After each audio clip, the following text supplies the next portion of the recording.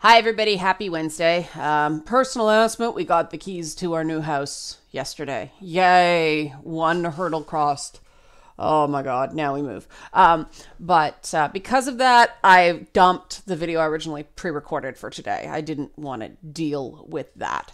I will be dealing with a bit of the Patreon stuff that people have expressed concerns about on Feedback Friday.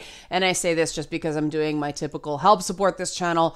Become a monthly patron, patreon.com/YannaK. I know it's December and I know everybody's broke, but I have taken a pretty major hit because of the protest against Patreon that's been going on. So if you can help this month, or even, give it as a gift to somebody, $1 a month, that's a $12 gift for somebody. So if you know somebody who's a fan, sign up for a month. That's their present. If you want, I'll send them a personal message. Maybe that's something to do. Talk about it later. Anyway, that's not what I'm talking about today. I was really tough on the Women's March that happened in 2016 after the election of Donald Trump. And I stand by what I said. I didn't like the fact that there was really no point to it other than we're women and we don't like Trump. I thought it was like they got out tons of numbers, but they sacrificed effective messaging as a result. And I said so at the time. Now, there was another women's demonstration that took place in Israel recently. It's ongoing. And I actually think that they avoided a lot of the mistakes that the Women's March in the U.S. made. And I want to give them credit where credit's due, because I like to praise people who do things right, as well as criticize people who do things wrong. Now, full disclosure, before we get into the story, I do know one of the organizers of the protest. She's somebody I met on Twitter. I don't know her in person. I just know her through Twitter. But full disclosure, I do know one of the organizers. I heard about it from her first, the day after it happened. She sent me some stuff and I asked her a bunch of questions and she had answers for everything, which is really rare in protests, believe it or not. But here's what's going on.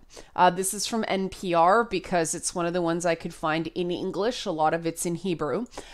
Demonstrators across Israel protest violence against women. And you see they use the metaphor for red shoes. Red articles of clothing have become sort of the symbol for violence against women protest. In the Missing and Murdered Aboriginal Women in Canada uses something similar at the Human Rights Museum, the red dresses. So this is a known symbol. They use shoes. And there was a large protest, and it's not just a simple, domestic violence is bad. It's specifically the fact that there was a significant amount of funding earmarked to combat violence against women. Here's the story. $67 million to combat violence against women just disappeared. The money never showed up. And North Americans are saying, well, 67 million isn't a lot of money. Yeah, by North American standards, that's not a lot of money, but Israel's a much smaller country.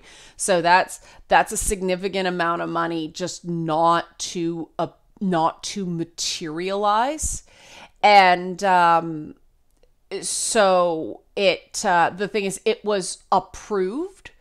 It was voted on, it was passed, and the money just disappeared. And so that's been sort of the crux of the protest, which is an important thing regarding protests. You need a specific thing, a specific action that you want taken. So these protesters have said, we want that money that was earmarked, we want it to actually materialize. We want the government to actually do something, which means the government, it isn't just, we're raising awareness of what? Women. Well, we know women exist, so what? And that was the mistake the Women's March in the U.S. made, that this protest. And the other thing I thought was very cool about it is that it was across the various social divides of Israel, women came together. apparently Orthodox Jewish feminist groups have been a bit of a harder sell, but they're working on that. But it was an Arab Israeli and Jewish Israeli joint effort, which is super important and extremely difficult.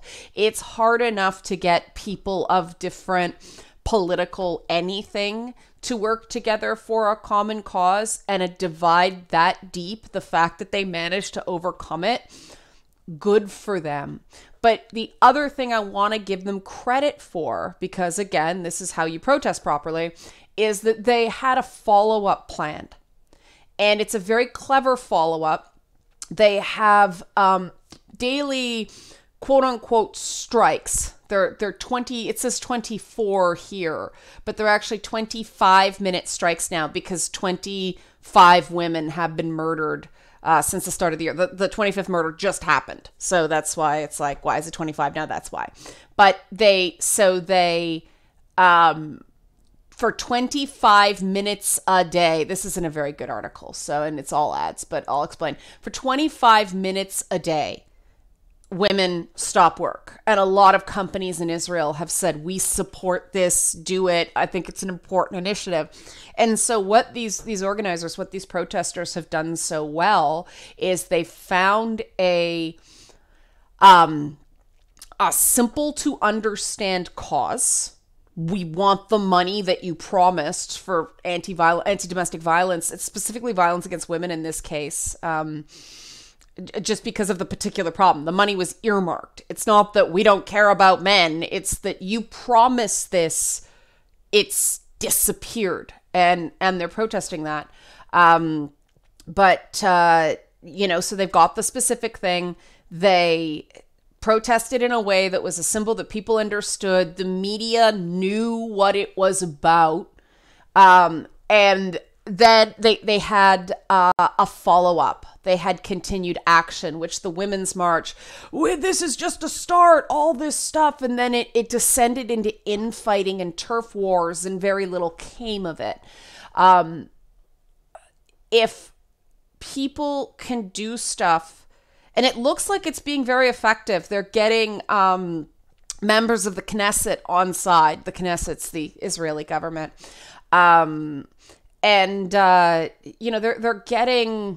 They're getting people on side with this. They are being effective. People are, I wasn't aware there was a unique domestic violence issue. And I say unique domestic violence issue because I believe that domestic violence is a issue around the world, male victims and female victims. But the fact that there has been a notable uptick, that there is a unique problem in Israel, I wasn't aware. Now I know because of this action. And of course there's a backlash. Of course there's people who oppose it. That happens with anything political like this. There's a lot of issues specific to Israel regarding, religion and the role of women and all that stuff. But I really think that it was peaceful. It was well organized. It made its point, and it had a continuing action plan. And if more protests could be this well run, I think we'd get a lot more done. And I think people would be less cynical about protests in general because they can actually understand what they're trying to do and the purpose it serves. And so I just wanted to call attention because a lot of people in North America probably aren't aware of it. People in America are getting, walloped with the whole government shutdown thing, which is part of the reason I pulled the video I originally had for today. It was about, the stupid left in U.S. politics. But after what happened today, I thought maybe not this week. So yeah, that's all I wanted to say. We shall see patrons on Thursday, and they will get this week, they will get stuff about the whole Patreon situation that I do not feel comfortable saying publicly, and I will explain why in Friday's video.